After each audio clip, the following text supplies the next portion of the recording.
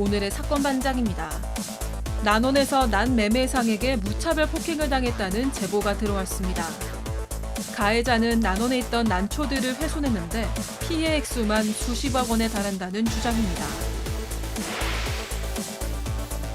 남편과 불륜을 저지른 상간녀의 집에 찾아가 폭행과 협박을 한 아내가 재판에 넘겨졌습니다.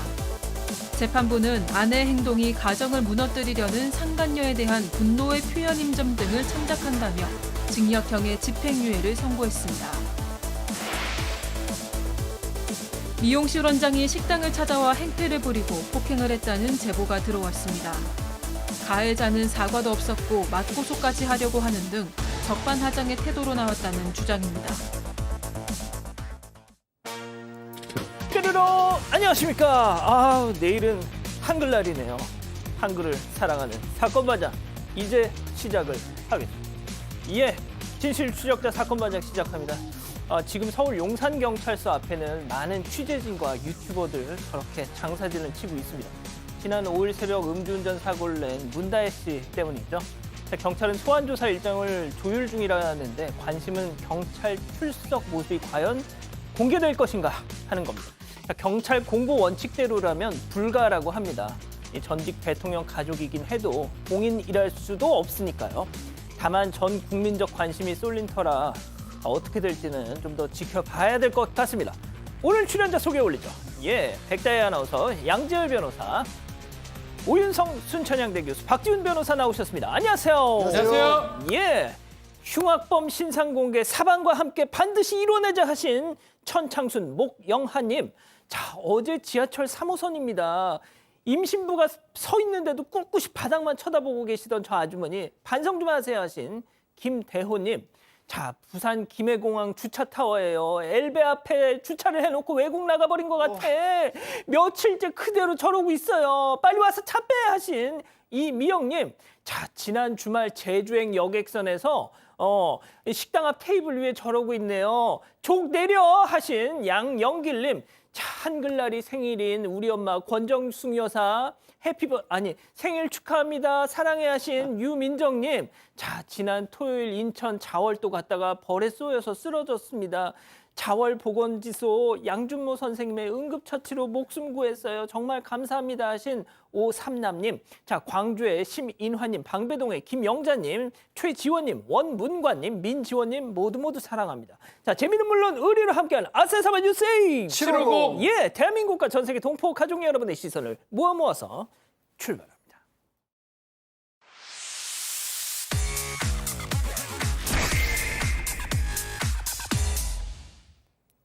첫 번째 달려보죠. 신랑이 하다 휙입니다. 자, 한 할머니가 당한 충격적인 폭행 사건, 손주분이 제보한 영상 만나보시죠. 자, 골목길에서 실랑이를 벌이고 있는 두 할머니. 자, 저 검은 옷 할머니 봉지를 막 휘두르면서 분노 폭발. 이놈의 할망구가 너 죽을래? 자, 급기야 상대방 휙 너 아이 세상에 아이고야 하면서 그대로 맥없이 쿵 넘어진 저 반대편 할머니. 자, 지금 쓰러지셨는데 그 충격에 미동도 않고 있습니다. 정작 가해자는 어딜 까물어 이 할망구가 하면서 파지만 줍다가 할머니가 좀 자, 상태를 보죠. 자, 막 팔을 막 일부러 막 일으켜 세우려고 하는데 지금 뭐 하는 거야? 자, 어디서 꾀병이야 하면서 탁 팔을 탁 내려놓고 자루만 챙기고 그냥 사라집니다. 아무래도 제보하신 분은 저 피해자 할머니의 손주겠죠. 지금 할머니 지금 괜찮으시세요? 수술을 받으셨습니다. 제보자 할머니는 90대로 어제 하반신 마취를 받고 이 고관절 수술을 받으셨다고 하는데요. 병원에서는 전신 마취를 하면 수술 중에 돌아가실 수도 있고 수술을 하지 않으면 3개월도 못 사실 수도 있다. 이렇게 얘기를 해서 가족들이 걱정을 정말 많이 했다고 합니다. 이 사건은 지난주 금요일 서울의 한 골목에서 벌어졌습니다. 제보자 할머니께서는 수레를 끌고 파지를 줍고 있었는데요. 그런데 하필 그 파지가 이 검은색 옷을 입은 다른 할머니가 모아뒀던 파지였던 겁니다. 이를 두고 실랑이를 벌이게 됐고 다 영상에서 보신 대로 이 검은 옷을 입은 할머니가 제보자 할머니를 밀어뜨리는 일이 발생을 했습니다. 나중에 다가와서 일으켜 세우는가 싶었지만 결국 파지만 챙겨서 사라졌는데요. 할머니께서 이렇게 고통스러워하시는 외침을 듣고 사람들이 와서 가족들에게 연락을 했다고 합니다. 말로 하면 되지 이게 무슨 짓이야. 그리고 또 119라도 부르고 가든가 저 할머니 잡아야죠. 잡았습니다. 이제 가족들이 나서서 잡았고 할머니 따님이 찾아냈다라고 하는데 이 다진 사실을 술까지 한 사실을 알렸는데 꾀병이 나고 듣지를 않는다라는 거예요. 그러면서 병문안 한 번도 안 하고 물론 사과도 당연히 하지 않았겠죠. 그게 굉장히 속상하다고 하시고요. 일단 상해죄로 경찰에 고소를 했다고 합니다. 아, 그렇군요. 알겠습니다. 자, 다음 이어가죠. 수업 중 괴성을 꽥입니다. 자, 서울의 한 고등학교 1학년들 사이에서 요즘 유행처럼 번지고 있는 상황이랍니다. 자, 이런 후배들이 걱정된다면서 그 학교의 고3 학생이 제보한 영상 만나보시죠. 자, 수업 시간 한 학생이 벌떡 일어나서 의자 위로 발을 척 올리고 갑자기 오이 오이 오이 하면서 괴성을 지릅니다. 선생님이 야, 너 뭐야? 하는데도 오이 오이 오이 바카 킥킥킥킥킥 저 메롱메롱 하는 저 손짓 좀 보세요. 라떼는 말이야 한 번만 하겠습니다. 백다희 아나운서가 태어난 92년도에 저는 고1이었는데요. 만약에 그때 저랬다? 저희 학교가 야구 명문이었는데 야구 배트로 반 죽었을 겁니다. 아니야, 이거 죽었어요. 죽습니다. 정말 죽습니다. 저도 마찬가지로 저때 고3이 정도가 됐던 것 같은데 상상도 못할 일이 일어났습니다.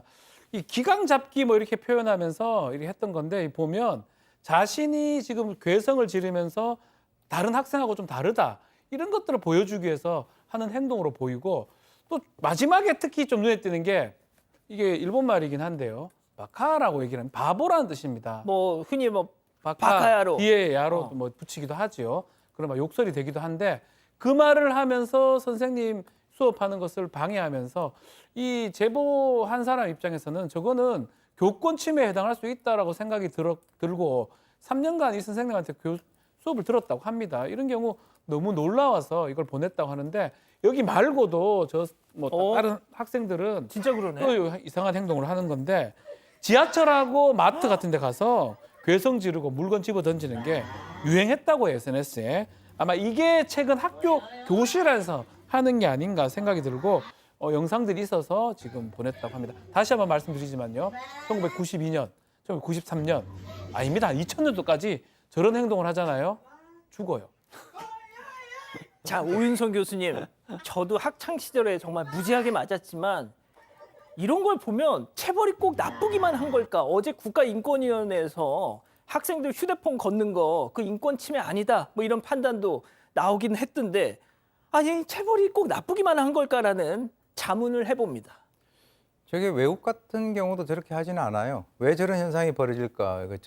저 학생들의 주 목적은 튀는 행동을 통해서 남들로부터 관심을 받고 싶어 하는 그런 그 심리가 있는 것이고요. 그러다 보니까 인간으로서의 어떤 정상인의 삶을 벗어나는 어떤 그 궤도 이탈을 통해 가지고 그걸 찍고 올리는 겁니다. 저 올린 거는 또 누가 올렸냐면 1학년 학생회에 있는 간부가 올렸대요. 그래서 어떻게 보면 이 학생 인권이라고 하는 굉장히 무책임한 그런 그 개념 하에서 저 제지를 할 수 있는 시스템이 제대로 가동을 하지 않으니까 저런 짓을 하는 거거든요. 그러니까 분명히 무서운 사람이 없다는 거예요. 저거는. 맞아요. 선생님 앞에서도 저렇게 한다는 것은 이제 어떻게 보면은 교육이 글쎄요 외국이라고 다 저렇지도 않은 것 같습니다. 그래서 동물들로부터 야 우리보다 못한 저런 인간들도 있다라고 하는 손가락을 받을 수 있는 그런 행동들을 지금 서슴없이 인간의 탈을 쓰고 하고 있는데 뭔가 어떤 조치가 있어야 되지 않는가? 무조건 오냐오냐 해가지고 어떤 대상을 갖다가 사랑하는 것은 분명히 아니라고 봅니다. 자, 오죽하면 고3 학생이 2년 후배들 하는 짓거리가 참 통탄하다 하면서 이걸 제보했겠습니까? 예? 좋습니다. 자, 다음 또 이어가죠. 한 명씩 차례로 사라졌답니다. 자, 제보 영상 만나보시죠.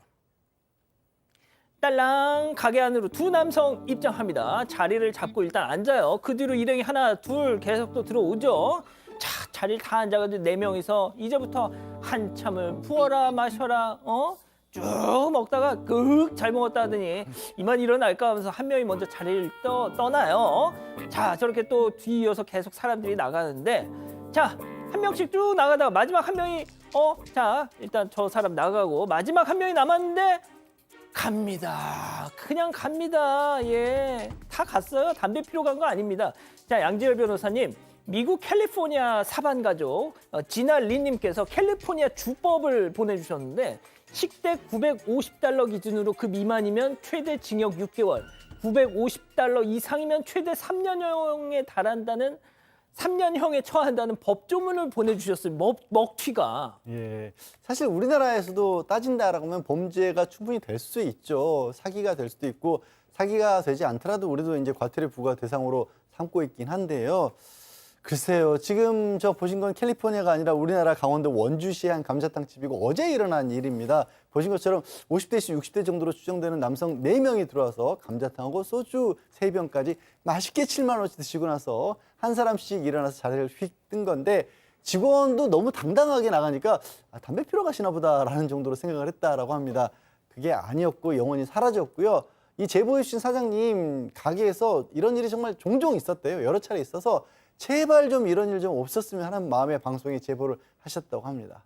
아, 오 교수님 진짜 캘리포니아에서는 상상도 못할 일입니다. 그러니까 이제 과태료가 문제가 아니고 아까 950달러를 중심으로 해가지고 징역을 살린다라고 하면 우리나라 금방 없어질걸요? 왜 그러냐면 우리나라 사람들도 미국 가서 저렇게 하면 처벌받는다면 절대 저렇게 하지 않죠. 뭔가 사법제도의 시스템에 문제가 있다라고 봅니다. 그러니까 말이죠. 좋습니다. 다음 또 이어갈게요. 저기요, 진상이세요? 자, 충격적인 제보 영상 또 만나보시죠. 자, 이곳은 무인 카페입니다. 두 여성이 테이블 위에 분실물 봉투를 관심 있게 응시 중. 자, 그 안에서 뭔가 쏙쏙 빵들을 막 꺼내더니 커다란 케이크 상자를 툭 내려놓고 작은 빵들은 다시 봉투에 넣습니다. 자, 케이크 상자만 들고서 자리로 갖고 가더니 어머 언니 이거 진짜 맛있다 하면서 막 포장 뜯어서 냠냠쩝쩝 너 한 입 나 한 입. 자, 다 드셨어요. 다 드시더니 케이크 상자를 챙기더니 아까 그 빵 봉투 앞에다가 툭 던져놓고 고고 밖으로 고고. 자, 이게 무슨 상황이냐? 누군가가 무인 점포에 놓고 간 분실물 빵을 엉뚱한 사람들이 냠냠쩝쩝 했다는 거 아닙니까? 그렇죠. 이게 인천 서구 지난 8월 8일인데요.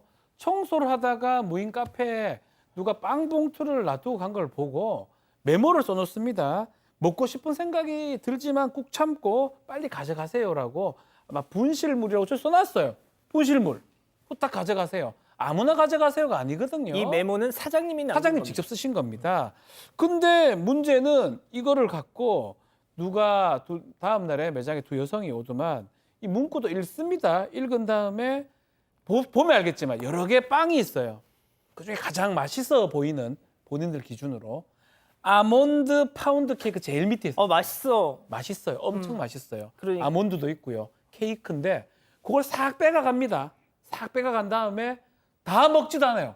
반만 먹어요. 아이고. 다 먹으면 또 살찌거나 또 배부를 수 있거든요. 딱 자기들 편한 만큼 먹더만 또 남은 거는 그 옆에 또 갖다 아니, 둬요. 남은 걸 누가 먹어? 그래서 사실은 이 CCTV 보니까 이걸 확인된 거지 처음에는 혹시나 그 분실한 사람이 했는 거냐 생각했는데 그런 사람 아닌 것 같고요. 더 문제가 하나 더 있습니다. 뭐요? 저렇게 먹으면서 질질 흘려놓은 겁니다. 빵 부스러기 다 흘려놓고 남의 거 가져가고 저것도 엄밀히 말하면 절도에 해당할 수 있거든요. 근데 사실은 너무나 진상이라는 생각이 들어가지고 남의 거 가져가서 맛있는 아몬드 파운드 케이크 그걸 먹어가 반만 먹고 또 질질 흘리고 어. 진상이다 이렇게 보낸 겁니다. 알겠습니다. 자, 마지막 사연으로 가볼게요. 철저한 개인주의 사위입니다. 자, 사망가족께서 집단지성의 판단을 받아보고 싶으시다면서 제보해 주신 사연 함께 들어보시죠. 안녕하세요. 저는 자기만 생각하는 사위 때문에 고민이 큰 60대 여성입니다. 저에게는 금지옥이어 귀하게 키운 딸이 하나 있는데요. 그런 딸이 5년 전에 결혼하게 됐고 2년 전에는 예쁜 손녀까지 태어났습니다. 저는 딸네 부부가 바쁘거나 사정이 있을 때면 반찬도 챙겨줄 겸 직접 딸 집에 가서 손녀를 돌봐주고는 하고 있습니다. 그런데 하루는 사위도 같이 집에 있었는데 손녀를 보고 있는 사이에 어디서 빵을 사오더니 혼자서 막 먹기 시작하는 겁니다. 형식적으로라도 한번 드셔보지 않겠냐 물어볼 법도 한데 자기 입만 입인 건지 혼자서 그 많은 빵을 다 먹고 그냥 휙 나가버렸습니다. 문제는 이게 한두 번이 아니라는 건데요. 심지어 하루는 제 눈치가 보였는지 방에서 몰래 먹다가 들킨 적도 있었습니다. 그리고 최근에는 같이 해외여행을 갔는데 넷이서 한창 나들이를 하다가 사위가 손녀를 데리고 말도 없이 사라졌습니다. 저랑 딸이 두 사람을 찾아서 돌아다녔는데요. 그런데 세상에 사위가 손녀를 데리고 식당 테라스에 앉아서 저희 몰래 밥을 먹고 있었습니다. 딸은 어땠을지 모르겠지만 저는 자기 먹을 것만 쏙 챙긴 사위 때문에 너무 기분이 나빴는데요. 하지만 여행 중에 다투고 싶지 않아서 티를 내지는 않았습니다. 저를 대하는 태도를 보면 이게 예의 없는 행동이라는 걸 모르는 눈치입니다. 한편으로는 제가 너무 예민하게 구는 건가 고민돼서 사연을 보내게 되는데요. 뭘 먹을 때 남 생각하는 법이 없는 사위 이해되시나요? 그렇군요. 자, 기다리고 기다리셨던 부처 핸즈업 타임 6천여 분의 우리 가족 여러분들 함께하고 계신데요. 채팅창에 OX로 함께 참여해 보시죠. 자, 먼저 사연자 장모입니다. 아니죠. 먼저 사연자 사위입니다. 아유, 장모님 진짜 왜 이러세요, 진짜. 사위가 100년 손님이라는데 제 집에서 빵 한 조각 먹을 때도 장모님 눈치를 봐야 됩니까? 아, 진짜 너무하신다, 진짜. 제가 빵 무지하게 좋아하는 거 아시면서 그래. 아, 장모님은 떡 좋아하신다면서요. 아, 그리고 장모님하고 서로 불편해질까 봐 몰래 피해서 먹은 걸 갖고 뭘 예의가 없네 그러십니까, 진짜. 동그라미입니다. 아, 예. 자, 그렇습니다. 자, 다음은 사연자 장모님이에요. 아, 몰라. 박서방, 자네가 무슨 말을 해도 서운한 건 서운한 거야. 자네 입만 입이고 내 입은 음식물 쓰레기 처리기인가? 내가 아무렴 빵을 안 좋아한다고 해도 장모님 크림빵 하나 드셔볼래요? 라고 묻는 게 인지상정 아닌가? 난 지금 그걸 따지는 거야. 아이고 참, 장모한테도 이러는데 우리 다혜한테는 또 어쩌는 X입니다. 예. 자, 박 변호사님. 사회성이 많이 부족합니다. 큰일 났어요. 우째 살라고 그럽니까? 5살입니까? 자녀랑 좀 똑같은 행동. 애들도 요새는 안 그러거든요. 애들도 할머니 빵 먹어볼래요? 이러는데 뭔가 큰 문제가 생기기 때문에 저는 이런 가르쳐야 될 것 같거든요. 빵을 먹어가지고 혼자 먹다가 옆에 있으면 지나가는 사람한테도 얘기를 하는데 장모님이 계시는데 어떻게 저랍니까? 저는 그래서 좀 가르치는 방법은 빵을 엄청 사오셔가지고 네. 그냥 혼자 드십시오. 아, 그리고 진짜. 사위 오면 가게! 어디서 먹으려 하느냐? 소리를 지르든지 손자만 먹이고 딸만 먹이고 그렇게 아마 좀 미러링 비슷하게 해주는 게 좀 필요하지 않을까. 미러링. 그래야 본인이 좀 알 것 같아요. 아, 그렇군요. 미러링. 자, 오윤성 교수님, 순풍 산부인과라는 드라마 아십니까? 예, 옛날에 본 적이 있습니다. 사위 박영규, 장모 이제 선우용료 씨로 한번 분해봤습니다. 저는 제가 그걸 내용을 잘 모르기 때문에 네. 하긴 어렵고, 분명히 이분 같은 경우는 사돈집에서 성장 과정에서 먹는 것과 연관해서 뭔가 이렇게 한이 맺힌 것 같아요. 그걸 이제 조금 다른 말로 하면 마슬로우의 그 인간 욕구 5단계에서 1단계인 생리적인 욕구가 제대로 충족이 안 돼 있는 사람 같이 보이는데, 그걸 왜 그러냐면 혼자서 빵 먹고 숨어서 먹고 먹다가 들키고 이렇게 해도 거의 고쳐지지 않는다는 거예요. 그래서 저는 이게 철저한 개인주의라고 보지는 않습니다. 왜냐하면 이 사람이 지금 이제 딸도 있고 아버지가 됐지만은 어른이 안 된 거예요. 그래서 먹는 것에 집착하는 굶주린 아이가 이 사위의 마음속에 하나 들어앉아 있는 겁니다. 그래서 알고 보면 상당히 불쌍한 사람이에요. 그래서 저는 우리 박 변호사님은 막 사놓고 올 때 너 가! 이렇게 하는 거하고 전혀 다르게 빵을 쌓아놓고 올 때마다 주는 거예요. 그렇게 되면은 혹시 그 과정을 통해서 좀 치유가 되지 않겠나 하는 생각을 해봅니다. 빵만 보면 막 기겁을 할 때 질리도록 막. 예, 그냥 빵 많이 주고 또 먹으라 그러고. 예. 자, 양 변호사님. 네, 두 분 말씀에 원론적으로 공감을 하고요. 그래서 저는 좀 더 다른 생각을 해봤어요. 이게 상식이 부족하다고 보기에 너무 상식적이에요. 우리가 식구란 말이 먹을 식자에 입구자잖아요. 같은 음식 먹는 사람이 식구인데 장모마저도 식구를 안 보는 그런 사람이잖아요. 그래서 뭘 몰라서 그런 게 아니라 식탐이 그 우울증이나 그 조현병의 전조 증상일 수 있다라고 하거든요. 그래서 상담을 한번 받아보는 건 어떨지. 왜냐하면 상식적으로 도저히 있을 수 없는 일이기 때문에 진짜 걱정이 돼서 드리는 말씀입니다. 자, 백다현 아나운서, 저런 남자와 산다, 이혼한다. 못 살 것 같은데 애초부터 네 결혼까지는 안 갈 것 같고요. 이런 분하고는요. 근데 이제 다른 분명히 좋은 분이실 것 같은데 저는 교수님 얘기 듣고 좀 되게 감동을 받아가지고 저는 사실 한마디를 해야 된다고 생각을 했었거든요. 근데 교수님 말씀 듣고 보니까 뭔가 상처가 있으실 수도 있을 것 같아서 좀 사랑으로 좀 대하시면 좋아지지 않을까라는 생각을 했습니다. 네, 가족분들 의견은요. 금곡동님. 개인주의를 가장한 버르장머리 없는 짓입니다라고 하셨고요. 동선성님. 대놓고 나도 한 입 먹어보자 사위야 이렇게 대놓고 얘기하세요. 그래야 압니다라고 하셨습니다. 안나수다님도 사위에게 따끔하게 알려주셔야 됩니다라고 하셨습니다. 그렇군요. 자, 사반 제보 메일과 카톡 제보 채널에서는 많은 사연 제보 기다리고 있습니다. 자, 제주 서귀포 매일 올레시장에서 생선 가게를 하시는 이근주님 보고 계신가요? 그 귀한 옥돔 눈앞에서 훔쳐가는 생선 도둑을 목격하고 그걸 촬영까지 하셨다는 겁니다. 그 충격적인 영상 만나보시죠. 자, 생선 도둑이 남긴 족적을 따라 쭉 가고 있습니다. 도대체 이 도둑놈 언제 나올까요? 자, 언제 나올까요? 도둑놈. 아, 도둑놈이 아니네. 아, 저것은 길냥이. 아, 사람. 아, 저 옥돔 주인과 도둑냥이의 치열한 눈싸움. 그 와중에 비싼 건 알아가지고 자세히 보니 어미냥이었고요. 저 녀석이 새끼들이 주변에 있었다고 합니다. 아유, 그래서 그냥 못 본 척하기로 하셨다는군요. 자, 혹시 뭐 나중에 박씨라도 물고 올지 모를 일이죠. 예.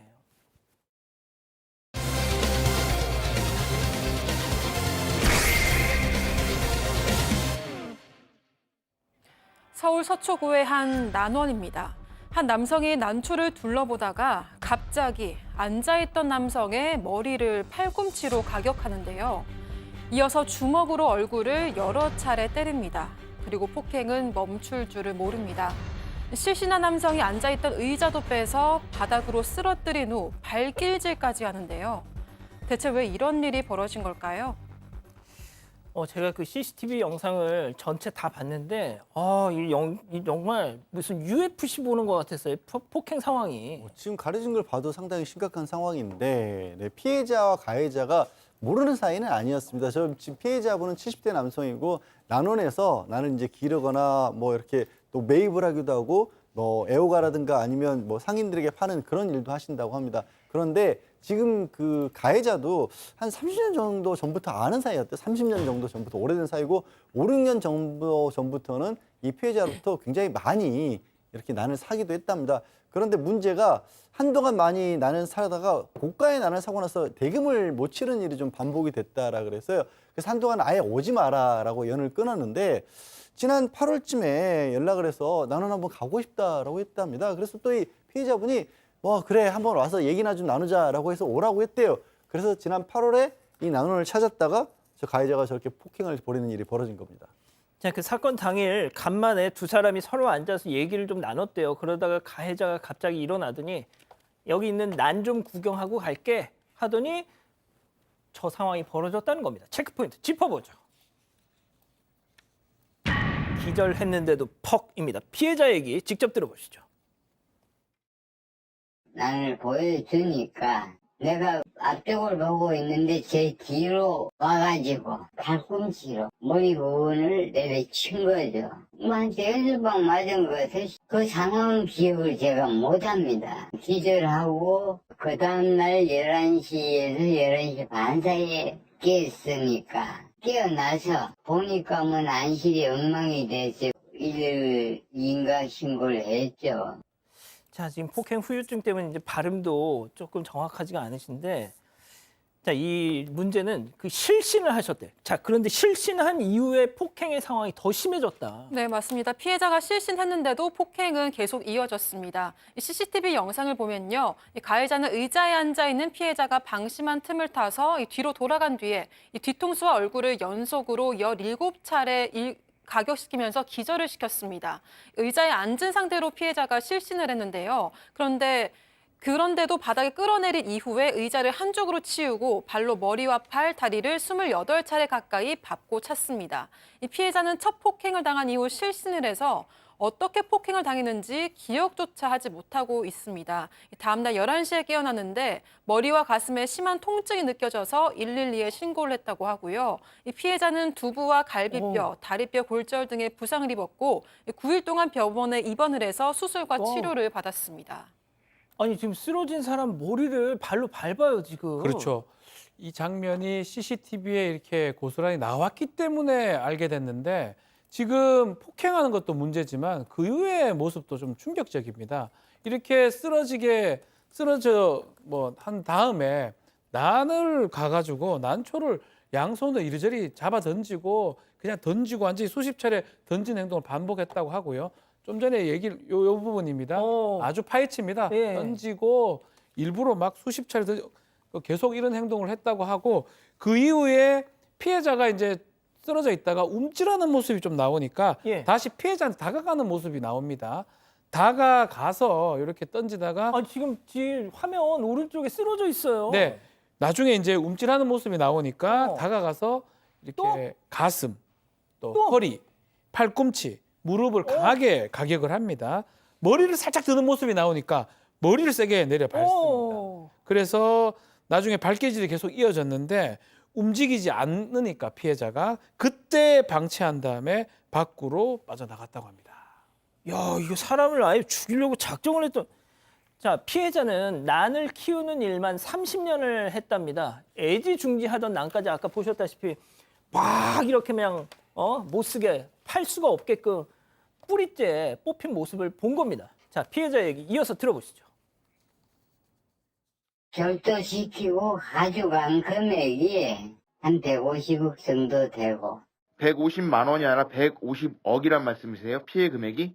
그렇죠. 이게 왜냐면 희귀 품종에 비싼 거는 몇 개 안 되지만 엄청나게 비싸고 그런 것만 제가 키우고 있습니다. 그래서 금액이 상당히 나가요. 150억이요? 글쎄요, 저도 이제 뭐 처음에 1억 5천도 아니고 15억도 아니고 150억이라고 그래서 저도 이제 뭐 사실 이 난에 대해서는 잘 모르긴 합니다만 실제로 이 주장하는 그 이 피해자의 주장이 난초값이 150억이라는 거죠. 그래서 이제 저 CCTV를 보니까 이 가해자가 피해자 것들 중에서 이게 뽑는 것들이 전부 다 그 아주 그 고가라고 하는데요.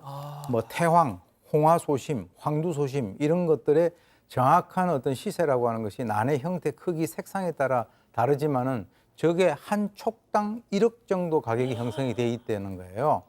그래서 사실 뭐 저렇게 그 귀한 것을 갖다가 뭐 잃어버렸기 때문에 돈도 돈이지만 본인이 자식같이 키우던 난을 한순간에 잃어서 정말 가슴이 아프다라고 했는데 저도 저 동영상 봤었거든요. 예. 그런데 참 이게 인간의 목숨이 정말 질기다. 어떻게 보면 잘못했으면 저분 돌아가실 뻔했어요. 그러니까요. 그렇게 그 폭행을 했는데 더 큰 일이 일어나지 않는 게 어떻게 보면 저 150억보다 더 중요한 것 같습니다. 근데 이 가해자 말이죠. 진짜 난 업계에서는 아주 모르는 사람이 없을 정도로 유명한 사람. 심지어 석탑 산업훈장. 그러니까 난 업계에 기여한 공로로 석탑 산업훈장까지 받은 사람이라면서요. 네, 그러게요. 그러다 보니까 이제 피해자 입장에서도 너무 어처구니 없는 일을 겪었다라는 거고, 근데 이제 피해자는 추측을 하는 거예요. 도대체 왜 이런 일을 했을까라고 생각을 해봤더니 몇 년 전부터 이 가해자가 그렇게 이제 좀 큰 경력이 있는 사람인데도 돈에 많이 쪼달렸답니다. 그런 경력이 있다 보니까 투자자들이 이 난을 키워달라, 그러니까 사업을 벌였던 모양이에요. 지금 저 사람이 가해자군요. 예, 가해자가 다른 사람으로부터 투자를 받아서 그 난을 아마 잘 키워가지고 수익을 나누는 식으로 투자를 받았는데 이게 잘 못 키워서 난초가 다 죽어버렸답니다. 그러니까 투자자들이 이제 당연히 돌려달라는 식으로 자금 압박을 했겠죠. 그 때문에 피해자는 혹시 그 키우던 난초가 죽어서 자기를 폭행하고 또 다 그걸 훔쳐가려고 했던 거 아니냐. 그리고 그런 김에 또 나머지를 훼손한 거 아니냐라고 하는데 그것만 갖고 보기에는 폭행의 정도가 저도 너무 가해요. 강도고 재물의 어떤 의도가 있으면 저렇게까지 폭행할 이유는 딱히 없어 보이거든요. 예. 아무튼 경찰 수사가 필요한 상황인데 문제는 또 이 피해자는 왜 가해자가 지금 사건이 8월이었는데 지난달에야 수사를 시작해서 이것도 좀 의심스럽다라고 하고 있긴 합니다만 다만 경찰 쪽에서는 처음에 가해자가 도주를 했답니다. 그래서 출석 날짜를 조율하는 과정에서 좀 늦어졌다라고 해서 이제 범행 동기가 나중에 밝혀질 텐데 화면을 보면서 저도 이해가 잘 안 가네요. 예. 박 변호사님, 예. UFC 같은 데서도 저렇게 실신을 해서 선수가 넘어져 있는데 공격을 한다 그러면 레프리가 와서 막 안 하죠. 예, 왜냐하면 중단시키잖아요. 넘어져 있는 사람을 공격하거나 더 이상 하지 않는 경우가 발로 많습니다. 머리를 특히 그 부분, 발로 머리를 바르는 부분. 그래서 지금 현재 상해죄하고 손괴죄, 그러니까 상해는 다치게 했던 부분, 손괴는 난초에 대한 손괴, 요거만 입건이 되어 있는데 문제는 정형외과 진단만 7조가 났거든요. 골절 부분. 근데 뇌 손상이 지금 온 것 같거든요. 지금 말씀하는 거 들어보면. 그래서 이거는 혹시나 난을 훔쳐가려는 과정에서 죽이려고 했던 게 아니냐. 그럼 강도 살인 미수가 되는 거고요. 그렇죠. 아, 살인 미수. 최소한 바른 모습은 봤을 때는 그냥 죽어도 상관없다. 그리고 그거를 버려두고 가버린 모습. 또 특히 한 이틀 정도 이후에 지금 배우자를 통해서 전화를 해봤다고 그래요. 예. 혹시나 괜찮냐고. 했던 거 봤을 때는 본인도 어느 정도 사망을 의도하거나 예상을 했던 게 아닌가라는 측면을 봤을 때는 일단 아마 피해자 변호사 같은데요. 살인 미수죄나 강도 살인 미수 의견서를 지금 제출한 상황이라고 하고 있고 그 부분은 또 경찰이나 수사 결과를 좀 지켜봐야 될 것 같습니다.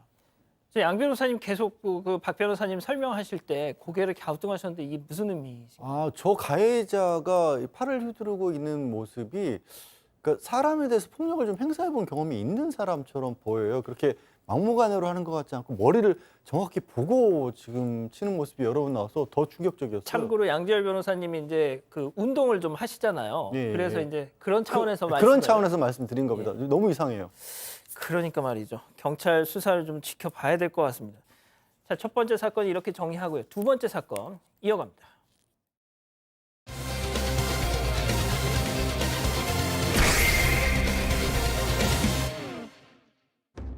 남편과 불륜을 저지른 상간녀의 집에 찾아가 폭행과 협박을 한 아내가 재판에 넘겨졌습니다. 재판부는 아내의 행동이 가정을 무너뜨리려는 상간녀에 대한 분노의 표현인 점 등을 참작한다며 징역형의 집행유예를 선고했습니다. 재판부의 판단을 짚어봅니다. 자, 오늘 좀 화제가 됐던 사건입니다. 아내가 남편의 불륜 사실을 알게 되면서 시작이 됐어요. 네, 이 사건은 지난해 6월 8일 경북 포항에서 일어났습니다. 이 상간녀의 집에 내연남의 배우자, 그러니까 아내가 찾아가면서 벌어진 건데요. 이 부부는 결혼한 지 10년이 넘었고 이스라엘 미성년 자녀 2명을 두고 있습니다. 그런데 상간녀가 5년에서 6년 동안 이 같은 직장에 근무하는 남편과 불륜 관계를 유지하고 있었고 이 서로의 집까지 드나들고 있었던 건데요. 남편의 불륜에 화가 난 여성은 이 가족과 지인들을 데리고 이 상간녀의 집으로 찾아갔습니다. 당시 남편도 상간녀 집에 있었고 아내의 지인이 전화를 걸어서 차량에 접촉 사고가 났다고 속인 뒤에 남편을 공동 현관문까지 불러냈다고 합니다. 아, 그러니까 차 부딪혀서 좀 나와 보셔야 될 것 같아요. 해서 네. 어떻게 보면 유인을 한 거네요. 그렇게 유인해서 남편이 나오니까 그 남편을 붙잡고 이 조용히 문을 안 열면 가만히 안 둬두고 여기서 소란을 피우겠다. 그러니까 막 동네에 망신을 주겠다 이런 식으로 얘기했다는 겁니다. 그렇게 해서 집안에 들어갔더니 이제 이건 판결문에 나온 내용입니다. 판결문에 뭐라고 나왔냐면 집안에 성인용품하고 피임기구까지 같이 있었다. 불륜이 명백했던 거죠. 그때부터 일행들의 폭행이 시작이 됐던 겁니다. 상간녀의 머리채를 잡고 이렇게 때리면서 이 때리기 좋게 잘 묶여 있다라는 식으로 얘기를 하고 바닥에 눕히고 안경 벗기고 뺨도 때리고요.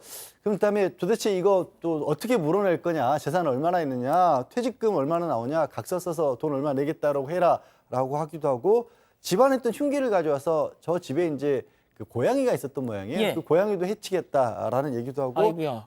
집안에 있던 양주병을 들어서 이 술을 얼굴에 뿌리기도 했다라고 합니다. 지금 양 변호사님이 설명한 그 내용만 보면 네. 그 물리적인 좀 폭행이나 이 정도가 상당히 심했던 것 같은데 그렇죠. 야, 근데 이 정도면 당연히 사람 몸에 뭐가 됐든 뭐 물리적인 위해를 가한 거 아닙니까? 그렇죠. 법의 심판을 좀 받아야죠. 그렇죠. 지금 상간녀가 그 아내 공동 폭행, 공동 협박, 주거 침입 등으로 고소를 했고요. 같이 갔던 사람들 있잖아요. 가족하고 지인들 같이 재판에 넘겨지는 그런 상황이 됐다고 합니다. 근데 문제는 뭐 불륜 이런 부분에서 사과를 하지 않았다고 하네요. 또 폭행 사건 이후에 상간녀 위자료 소송 결과가 나왔는데 문제는 남편이 아내한테 내가 대신 내줄 테니까 오히려 상간녀한테 합의금 주라고 남편이 그런 얘기를 했다고 합니다. 그래서 상간녀 편을 드는 남편한테 더 좀 어이가 없었다고 합니다. 지금 뭐 채팅창에서 우리 가족 여러분들도 그런 말씀을 하시는데 뭐 당연히 상간녀도 문제가 있지만 남편은 왜 때리질 않았을까 뭐 이런 말씀을 하시네요. 자, 공동폭행, 협박, 주거침입 진짜 이거 사실 어느 거 하나 가벼운 죄목이 아닌데 결론부터 말씀드리자면 재판부는 이 상간녀의 집에 쳐들어가서 폭력을 행사한 아내에게 생각보다 더 낮은 형량을 선고했습니다. 자, 그 이유가 무엇이었는지 체크포인트 짚어보죠. 계획대로가 뭘까요, 교수님? 그러니까 이제 재판부 시각에서 보게 된다면 이 아내가 상간녀 집에 침입을 해서 폭행까지 행사를 하게 된 그 과정에서 이 남편의 책임이 상당히 크다라고 판단을 한 겁니다. 왜 그러냐면 이 아내 일행이 상간녀 집에 문을 열고 들어갈 때 남편이 일부러 막지 않은 것으로 보이고 또 상간녀에 대한 어떤 폭행을 할 때도 크게 만류하지 않은 것으로 이제 판단을 한 겁니다. 왜 그러냐면 이 그 아내 일행이 그 과정에서 크게 어떤 뭐 대단한 물리력을 행사한 것도 아니었었는데 남편은 건장한 성인 남성이잖아요. 예. 그런데 문을 열으라고 하는 그 요청을 물리칠 수 있었음에도 불구하고 그렇지 않았다라고 언급을 하면서 즉 다시 말해서 어떻게 보면은 일부러 그런 상황을 조성한 것으로 본다는 거예요. 그 이유로는 지금 재판부 입장에서는 이혼 소송에서 유리한 고지를 점하는 무기로 사용을 하려고 하는 그 미필적 고의가 있었다. 즉 아내가 상간녀에게 만약에 해를 직접적으로 가하면 소송하는 데 있어서 유리할 수 있기 때문에 일부러 막지 않았다라고 본 거예요. 하하. 그래서 이제 남편은 그게 아니다. 아내 일행 등의 행동을 전혀 예상할 수가 없었다라고 이렇게 얘기하긴 했지만 재판부는 너 댐데미를 봤을 때는 믿을 수 없다라고 하면서 이 댐데미를 문제 삼았습니다. 그러니까 다시 한번 정리를 하자면 사실상 아내 일행의 물리력 행사를 남편이 유도했다. 그래서 향후 어떤 이어질 소송이나 이런 데서 유리한 고지를 점하기 위해. 그렇죠. 진짜 보면은 남편이 뭐가 됐든 작심하면 뭐 완력을 행사하려고 했으면 뭐 아내든 아내의 일행이든 충분히 뭐 어떻게든 제지를 할 수 있었는데 뭐 사파는 약간 좀 극적으로 표현을 했긴 했습니다만 그냥 이렇게 팔짱만 끼고 뭐 강 건너 불구경하듯 하고 있는 거잖아요. 자, 그런데 아까 판사의 그 워딩 중에 보면은 남편의 됨됨이로 봤을 때 도저히 믿을 수 없다. 저는 예상 못했습니다. 이렇게까지 나올지. 그의 됨됨이로 봤을 때 이런 해명을 도저히 믿을 수 없다.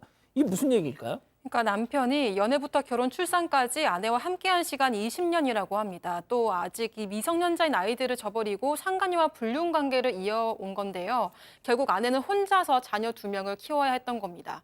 게다가 처음에 불륜 관계를 시작할 때 상간녀에게는 이혼남이라고 거짓말로 속이고 만났다고 하고요. 그리고 사건이 있기 몇 달 전에는 이미 아내가 불륜을 알았음에도 불구하고 여전히 상간녀 집에 들고 다니는 등 계속 내연관계를 유지했습니다.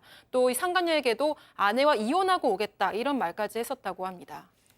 자, 양 변호사님, 재판부는 남편뿐만 아니라 상간녀에 대해서도 이런 말 해도 너무하다. 네, 그렇습니다. 그렇게 질책을 했습니다. 왜냐하면 상간녀는 계속해서 이제 이혼한 줄 알았다라고 했는데 너네 같은 직장을 5년을 다녔는데 처음에야 거짓말했을지 몰라도 나중에는 알았을 거 아니냐. 게다가 이 사건이 있기 몇 달 전에는 아내를 만난 적까지 있다라는 겁니다. 그러니 어떻게 모를 수가 있냐라는 거고 그 부부 사이에 미성년 어린 자녀들이 있다는 거 알고 있는데도 불구하고 왜 불륜 관계를 계속했고 지금 아까 고양이를 해치겠다고 협박했는데 그럼 네 고양이는 중요하고 저 가정에 아이들은 안 중요하냐 이렇게 질책을 했답니다. 그런 태도에 대해서 불륜을 계속했고 사과조차 않았다.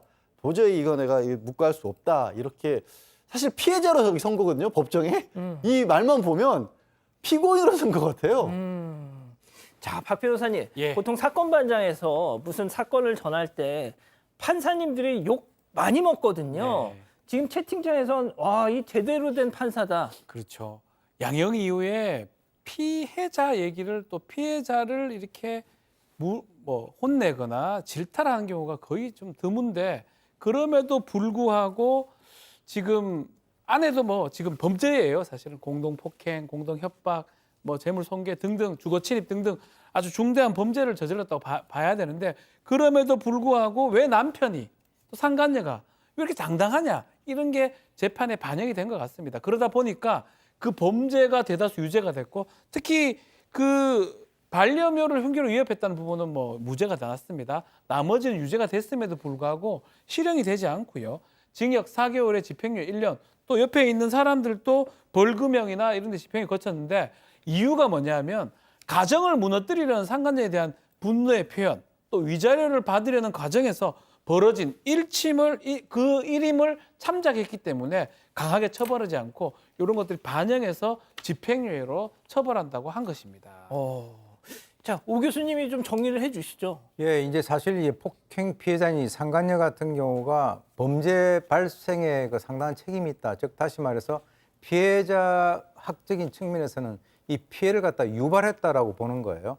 그래서 이런 여러 가지 것들을 고려를 했을 때 이 아내에 대한 공고형은 원래 이제 징역 1개월에서부터 1년 2개월의 실형으로 책정이 되는 그런 경우인데 그렇지만 이 재판부는 그보다 더 낮은 집행유예형을 선고를 했거든요. 그래서 사실 이 간통죄가 폐지가 되고 난 이후에 이 상간녀, 상간남들이 너무 뻔뻔해졌어요.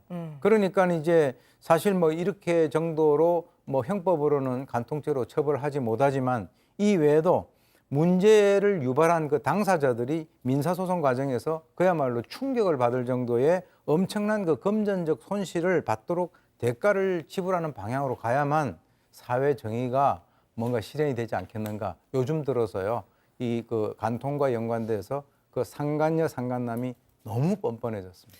그러니까 말이죠. 저희가 이제 이 사건 반장에서 부부 문제를 자주 다루다 보니까 저희한테 정말 많은 제보들이 들어오거든요.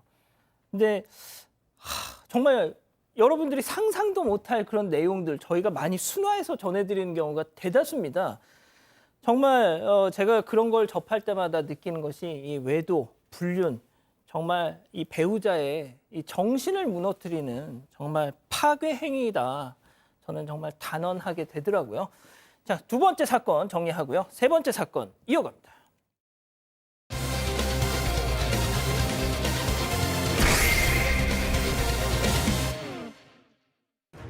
미용실 원장이 식당을 찾아와 행패를 부리고 폭행을 했다는 제보가 들어왔습니다.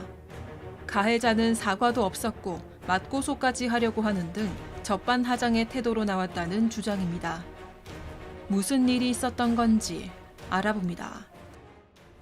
자, 어느 동네에나 그 주폭들 있지 않습니까? 술만 마시면 막 돌변해서 행패 부리는. 자, 이번엔 여자 주폭 사건인데 자, 한 부산에서 정육식당을 운영하는 사장님이 이 여성 주폭에게 폭행을 당했다는 제보입니다. 네, 이 사건은 8월 10일 부산의 한 정육식당에서 벌어졌습니다. 이 가게는 한쪽에 정육점이 있고 다른 한쪽에는 식당이 있는데요. 여성 손님과의 사장의 실랑이는 바로 이 식당에서 벌어졌는데 당시 상황이 가게 내부 CCTV에 담겨 있습니다. 이 여성 손님은 정육식당에서 10m 정도 떨어진 이 미용실의 원장이라고 합니다. 여성은 바지 주머니에 손을 넣고 이 사장님에게 욕을 하면서 따졌다고 하는데요. 이 사장은 여성 손님이어서 좀 적극적으로 말리지 못하고 손짓으로만 나가라고 했다고 합니다. 다행히도 이 여성 손님이 순순하게 밖을 나가는 듯 하지만 이때부터 진짜 행패가 시작이 됐다고 합니다. 자, 들으신 것처럼 여성 손님이다 보니까 괜히 또 막 만졌다가는 또 어떻게 될지 모르니까 저 건장한 남자 사장님이 그냥 저걸 그냥 당하고만 있었던 거예요. 자, 조용히 나가는가 했는데 그때부터가 또 시작이었다는 겁니다. 다행히 가게 내부 아까 보신 그 CCTV 자, 그리고 또 사장님께서 휴대전화로 여성의 횡포를 다 찍어 놓으셨습니다. 당시 상황 직접 보고 오시죠. 왜 들어가는데 그 주방에 가면 주방에 욕하지 말고 복귀에 가면서 하든가 욕하고 왜 이래 동네에 하는 게 누가요? 술을 모습을 남의 벼두지 말고 계란부터 술 먹고 모내는 팬데 이거 완전 정신 나가서란 말이야 이거 그렇지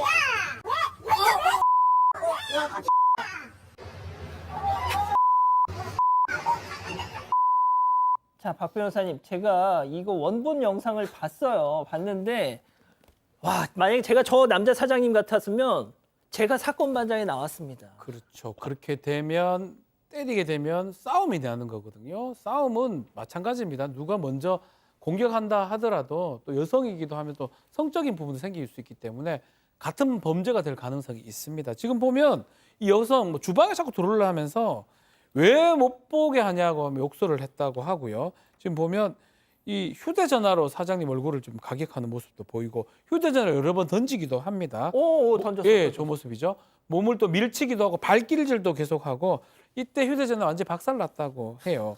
주먹으로 이렇게 머리를 수차례 내려치고 발로 또 걸어서 넘어뜨리고 했는데 결국 사장님이 경찰 신고를 했고요. 경찰이 오니까 더 흥분해가지고 돌진해서 발길질을 했다고 합니다. 또 경찰 앞에서 심지어 죽여버리겠다 말도 했다고 하는데 이 가해 여성이 나중에 여 말고 연행이 됩니다. 경찰에 연행이 예, 예. 되면서도 어. 경찰차 안에서도 폭언, 발길질 이어졌고요. 지구대에 가서도 난동을 부렸다고 합니다. 뭐 이런 얘기를 했대요. 내가 벌금 1,000만 원도 내봤어. 돈 내면 다 대봐. 대!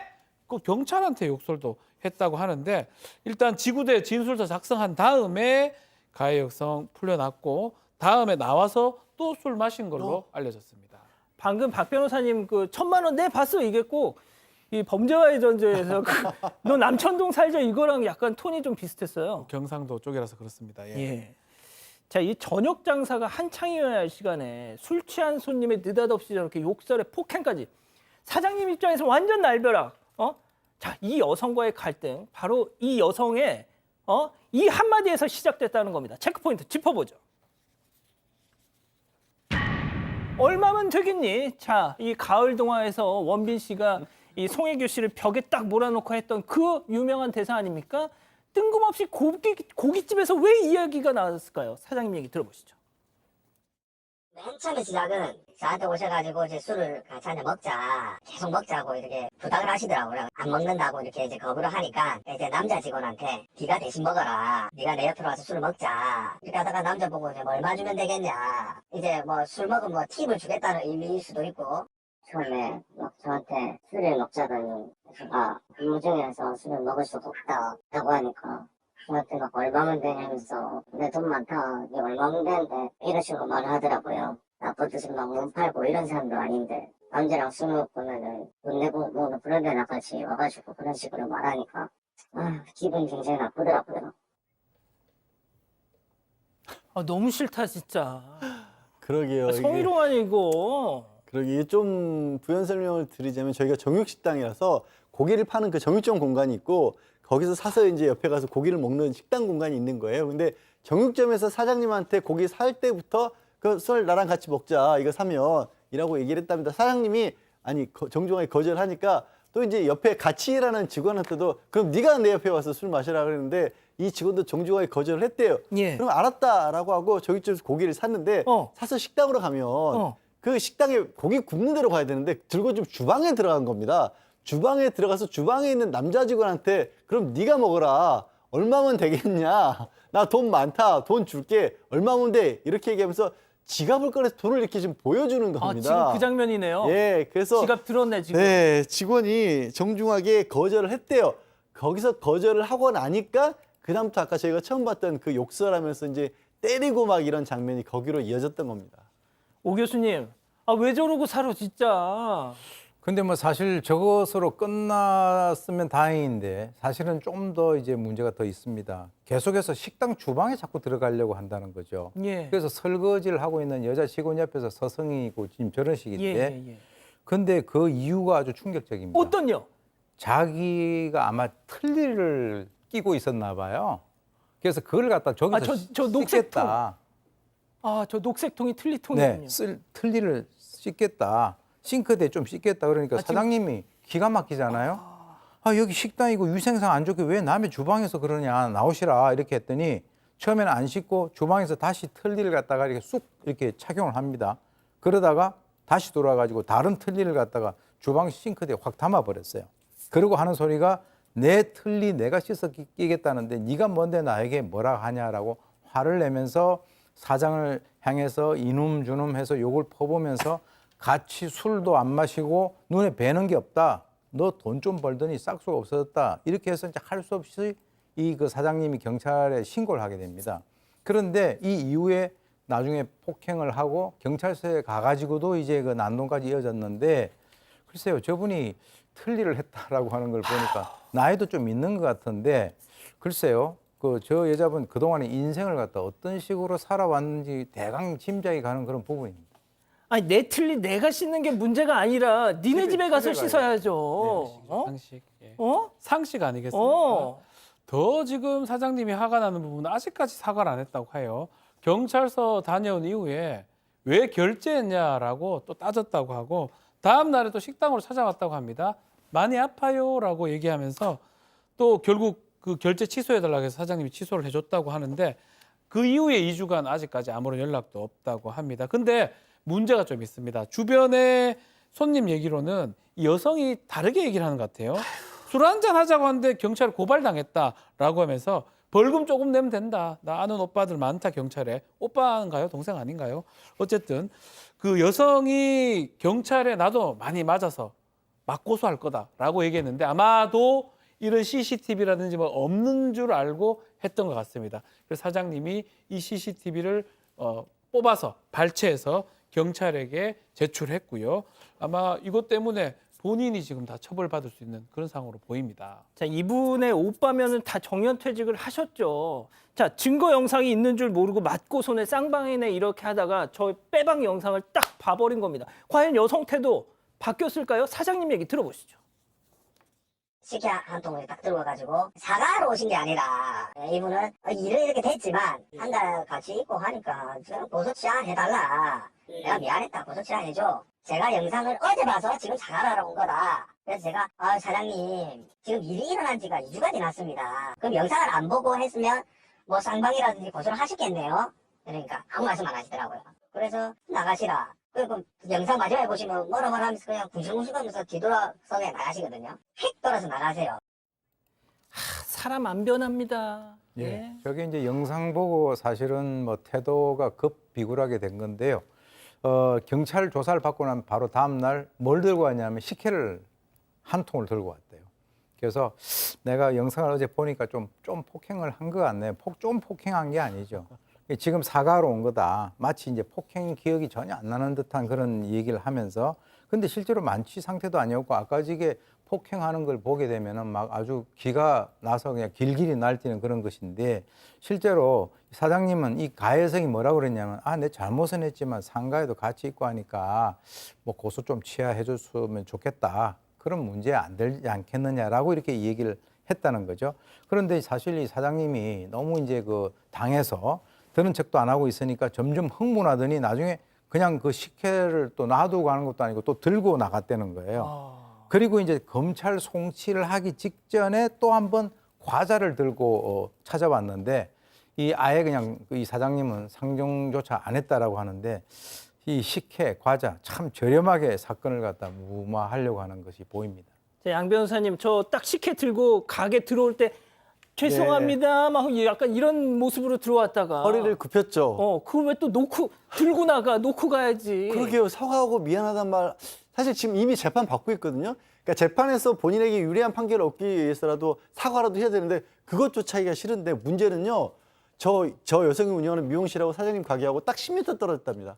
그러니까 매일같이 출근하면서 같이 마주친다라는 거예요. 근데 전혀 뭐 미안한 기색도 없고 오히려 이렇게 쳐다보고 있고 더군다나 문제가 저기 정육식당이니까 위험한 물건도 많은데 또 찾아올까 봐 사장님 걱정이랍니다. 그렇군요. 오죽하시면은 이걸 저희한테 제보를 하셨겠어요. 남자 사장님이 무섭다고. 자, 세 번째 사건 정리하고요. 잠시 전화 한 말씀 듣고 오겠습니다. 콘드로이친 이젠 검증이 필요하겠죠. 어떤 콘드로이친인지 충분히 콘드로이친을 담았는지 기능성은 그건 기본 아닌가? 관절이 기억할 만하네. 이름값이란 이런 것. 관절엔 콘드로이친 1200. 아들, 엄마 왔어. 아니, 엄마가 혼자 살수록 깨끗하게 하고 살라고 하지 않았니? 특히 화장실. 룰루? 룰루 더블 케어는 살균력을 인증받은 전해수로 케어하고 구석구석 2배 더 강력하게 씻어주고 노즐은 버블로 또 한 번 더블로 케어해주니까 혼자 살아도 이렇게 깨끗한 거 아니겠습니까? 룰루를 쓴다는 건 관리 좀 받는다는 거니까 고웨이 룰루 비데 더블 케어. A great night's sleep, night after night after night. That is the difference. The difference is Temper. 자, 사랑하는 사건반장 가족 여러분, 내일 한글날 푹 쉬시고요. 저희도 좀 쉬겠습니다. 자, 모레 목요일 사반 750 저녁 7시 50분에 다시 옵니다. 안녕히 계십시오.